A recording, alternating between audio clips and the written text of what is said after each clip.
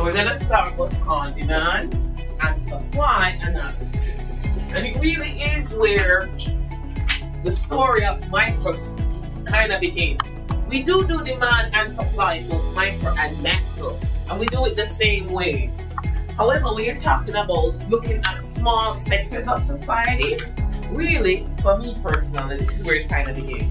What we're going to be using this to do, so demand and supply analysis will be used to establish what we call equilibrium prices and quantities within a market. So we want to establish what's called equilibrium prices and quantities within a market. We do this with demand and supply analysis. Later on, you'll see exactly what we mean by this concept of equilibrium. Now, a market in econ is very comprehensive and specific. The market in econ, formally what we mean is a market is an institution or mechanism that brings together buyers and sellers for the purposes of exchange. So formally, what is a market? A market is an institution or mechanism that brings together buyers and sellers for the purposes of exchange.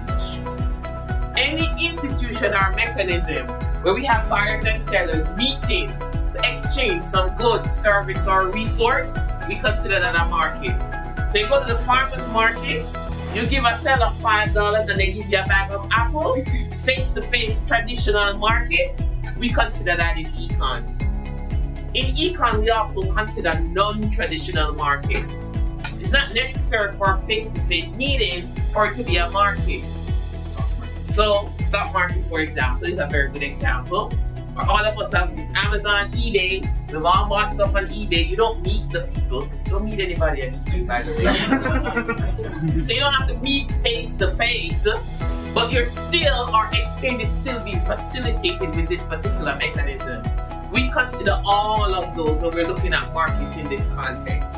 So traditional markets where they meet face-to-face, or non-traditional markets where we have some sort of mechanism facilitating the exchange, but the buyer and seller is not necessary that they meet. All of that is what we consider when we talk about markets. Now, very broadly and generally, markets are made up of buyers and sellers. We're going to look at the story that affects both of these players one by one. And we're going to start off with the buyer. We're going to start off with demand. We're very familiar with that because we've all been demanders. So we'll start with that one. We're starting off with the buyer side, which is demand. This is from the perspective of the person buying the good. Now, formally, demand shows the various amounts of a product. So demand shows the various amount of a product that consumers are willing and able to purchase at a particular price during a particular time. So, formally, this is what demand is. Demand shows the various amount of a product that consumers are willing and able to purchase at a particular price during a particular time. Now, firstly, to be counted in the demand, you have to be willing and able.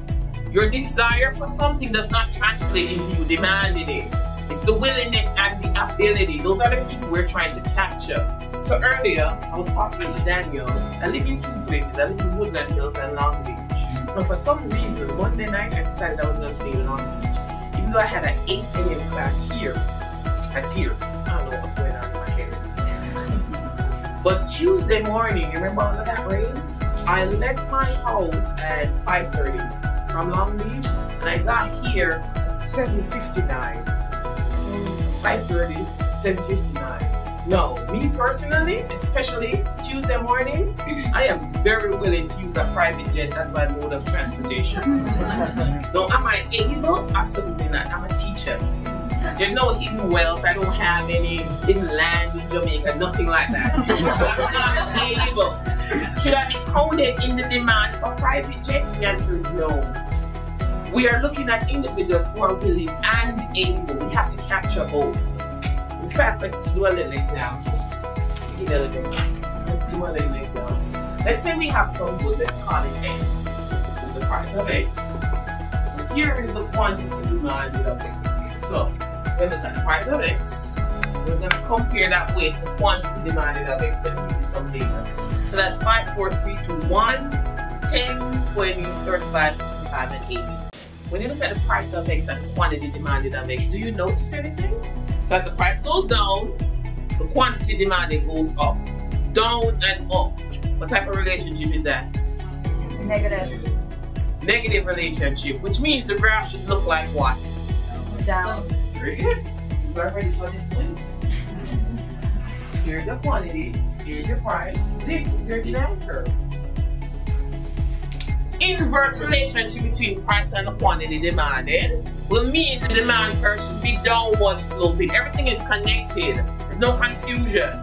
Price goes down, the quantity demanded goes up. It's a negative relationship. If we have a negative relationship, we should have a downward sloping curve. That's why we have our demand curve sloping downwards. And remember in econ, price quantity relationship, you drop the quantity on the x-axis. Things get cheaper, people want more of it. That's what this is telling you. Things get more expensive, people want less of it. In fact, that relationship that you just described to me is so important in econ. It's an actual law. We call it the law of demand. The law of demand in a nutshell, when we do some econ shorthand, you'll get used to it. What it says is, as the price of a good goes up, this leads to a drop in the quantity demanded. Law of demand, raise up the price, the quantity demanded will go down. Or you can flip it around. Lower the price, this will lead to an increase in the quantity demanded. Very good, that's why the demand curve is downward sloping. Look at the direction of the arrows. Up and down, down and up. That's the law of demand. An inverse relationship between price and quantity demanded. Lower the price, people want more of it. Raise up the price, people want less of it.